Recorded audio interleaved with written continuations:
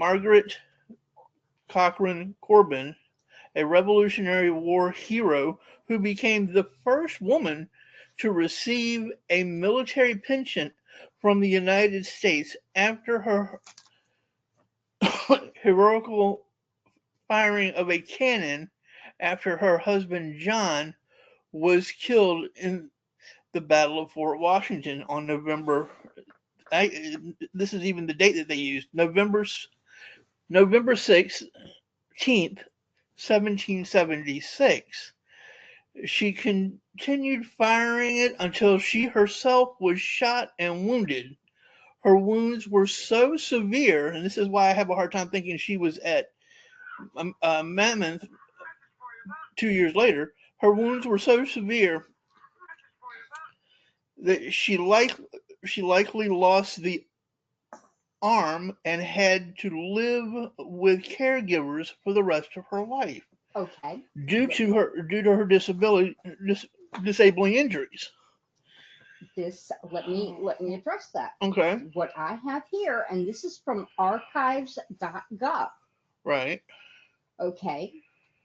When John Corbin was killed, let me back up. First of all, another reason why she may have been referred to as Captain Molly. Right. The historian that they spoke to here, Linda Grant DePaw. Right. She actually describes Margaret as a transvestite soldier who wore a uniform but made no attempt to conceal her gender, her sex. At the Battle of Fort Washington, when John was killed, Margaret took his place immediately on the firing line. Right. And was wounded in the engagement with the British. Captured by the British, she was subsequently released and reassigned to the invalids at point, performing guard duty. Yeah, she was. She Okay. yeah, she did go to. Yeah. She did go to. She actually moved back home to Highland Falls, New York, which is about 3 miles from West Point. Okay, well. So that tracks, is what I'm saying. That does track. Her name is also listed on the discharge rolls of the Invalid Regiment rolls for April 1783. These events demonstrate that the military recognized Margaret Corbin as a regular soldier and treated her as such. Furthermore, officers from her regiment petitioned successfully for Corbin to receive both state and federal pensions the same year.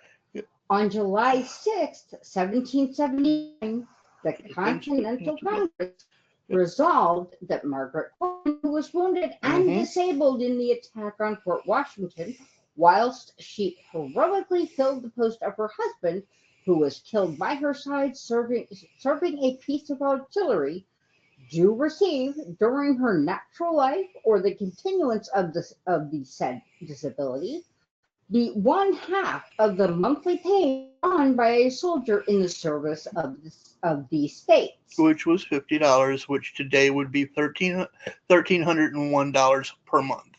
Now, is that hers or is that what the men would get? That was hers. Okay. Hers was $50 a month, which it tracked out today, and I looked that up. It's $1,301.93. There we go. And that she now receive out of the public stores 1 complete suit of clothes or the value thereof in money. After the war, the invalid Margaret moved in straitened circumstances in Westmoreland County.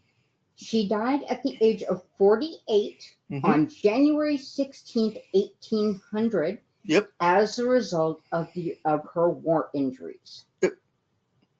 Yep. And now here's something that I found interesting. In 1926, her remains were moved from an obscure grave along the Hudson River to West Point, where she was buried with full military honors. Her bravery during the battle earned her the nickname Molly, Captain Molly, and made her the first woman, like you were just saying, the first woman in the United States to receive a military pension in 1779.